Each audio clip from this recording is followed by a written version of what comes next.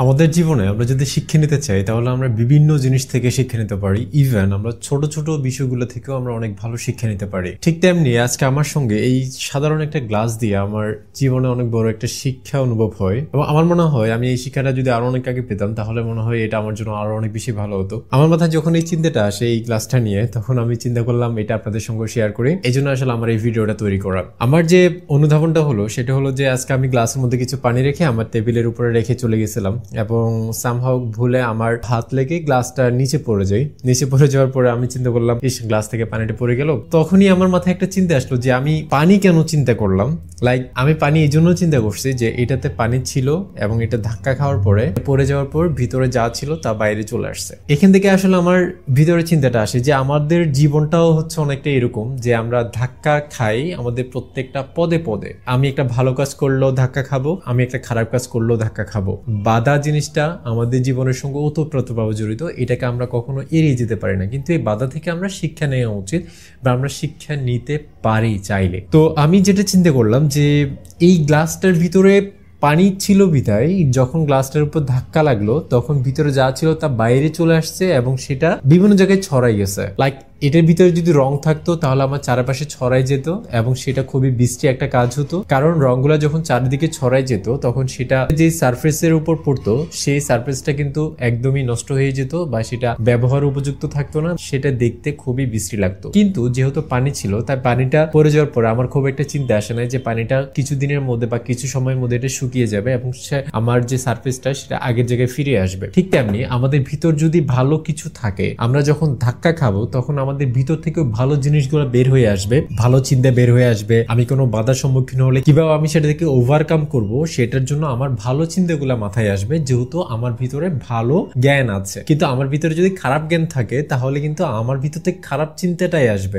আমার সামনে একটা বাধা আসলো, আমি সেটার জন্য ভালো চিন্তাও করে সেখান থেকে ওভারকাম করতে পারি, আমি চাইলে খারাপ চিন্তা করেও সেখান থেকে ওভারকাম করতে পারি। এখন ব্যাপারটা হচ্ছে যে আমার ভিতরে কি আছে বা আমি কোন জিনিসটা আমার ভিতরে ধারণ করে আছি সেটার উপরে আমার ফলাফলটা নির্ভর করবে। যদি আমি খারাপ মানুষ হই তাহলে আমার ভিতর থেকে খারাপ জিনিসই বের হবে, যদি আমি ভালো মানুষ হই তাহলে আমার ভিতর থেকে ভালো জিনিসই বের হবে। এবং এখান থেকে সর্বোপরি এটাই বলা যায় যে আমাদের আসলে ধাক্কা থেকেও এটা বোঝা যায় যে আমি আসলে মানুষটা কেমন। অনেক সময় আমরা নিজেরাও জানি না যে আমরা আসলে কেমন, আমি আসলে কেমন, অমুক আসলে কেমন, তমুক আসলে কেমন, সেই ব্যাপারে আমরা অনেক বিশ্লেষণ করি, কিন্তু আমরা আসলে আমাদেরকে নিয়ে কখনো চিন্তা করি না যে আমি মানুষটা কেমন, আমি আসলে ভালো কিনা, আমি আমাকে পছন্দ করি কিনা, আমার কাজ আমার কাছে কতটুকু ভালো। এবং এই চিন্তাটা করার জন্য বা এই যে একটা কনক্লুশন বের করা উচিত আমাদের যে আমি ভালো কিনা বা আমি খারাপ কিনা, সেটার জন্য আপনি একটা সহজ চিন্তা করতে পারেন যে আমি যে কাজটা করলাম, আমি যে ব্যবহারটা করলাম, একই ব্যবহার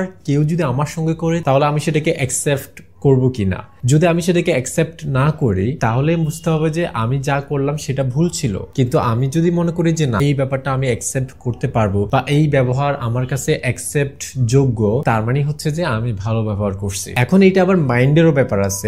আপনি যদি একজন খারাপ মানুষ হন তাহলে আপনার কাছে ভালো ব্যাপারগুলো ভালো লাগবে না। যেমন যে নামাজ পড়ে না তাকে আপনি নামাজের কথা বললে তার কাছে নামাজ জিনিসটা ভালো লাগবে না বা নামাজের কথা বলাটা তার কাছে বিরক্তিকর মনে হবে। এবং যে মানুষটা যতক্ষণ ধরে আপনাকে নামাজের কথা বলবে সেই মানুষটাকে আপনি চাইবেন যে এড়িয়ে যেতে, কারণ আপনি তার সামনে পড়লে সে আপনাকে নামাজের কথা বলবে বা ভালো কথা বলবে। ঠিক তেমনি আপনি যদি একজন খারাপ মানুষ হন, কেউ যদি আপনাকে সিগারেটের জন্য অফার করে, কেউ যদি আপনাকে ড্রিঙ্কস এর জন্য অফার করে, কেউ যদি আপনাকে আরো খারাপ কোনো কাজের জন্য অফার করে, তাহলে সেটা আপনার কাছে অনেক বেশি আনন্দদায়ক হবে, কারণ সেটা আপনি পছন্দ করেন। সো এইখানেও কিন্তু আবার ব্যাপার আছে যে আপনি আসলে ভালো কিংবা খারাপ সেটা কিন্তু আসলে আপনার অ্যাকচুয়াল মাইন্ডের উপর নির্ভর করবে। এবং সেই জন্যই আসলে আমি এই গ্লাসের উদাহরণটা দিলাম যে আপনি যখনই ধাক্কা খাবেন বা আপনার সামনে যখনই বাধা আসবে সেটাকে আপনি কিভাবে সলভ করতেছেন সেই জিনিসটা নির্ভর করবে হচ্ছে আপনি মানুষটা আসলে কেমন সেটার উপর। কারণ আপনি যদি ভালো মানুষ হন তাহলে আপনি সেটাকে ভালোভাবে সলভ করার জন্য চিন্তা করবেন যে কিভাবে আরেকজনের ক্ষতি না করে আমি এখান থেকে ওভারকাম করতে পারি। আর যদি আপনি খারাপ চিন্তার মানুষ হন বা আপনার ভিতরে যদি খারাপ জ্ঞান থাকে তাহলে আপনি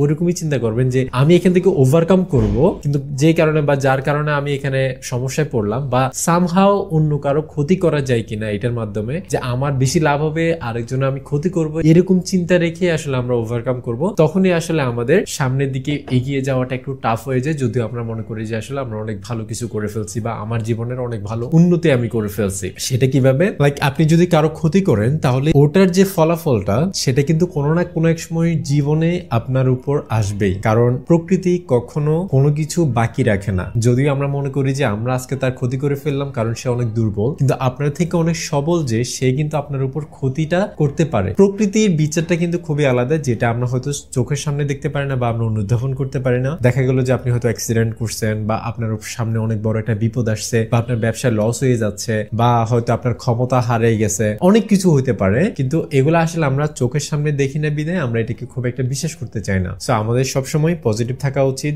ভালো পথে থাকা উচিত, ভালো চিন্তা করা উচিত, ভালো মানুষের সঙ্গে চলাফেরা করা উচিত, খারাপদেরকে ভালোর পথে আনার জন্য আমরা তাদেরকে সময় দেওয়া উচিত। ভালো থাকবেন সবাই, সুস্থ থাকবেন। আসসালামু আলাইকুম রহমতুল্লাহ।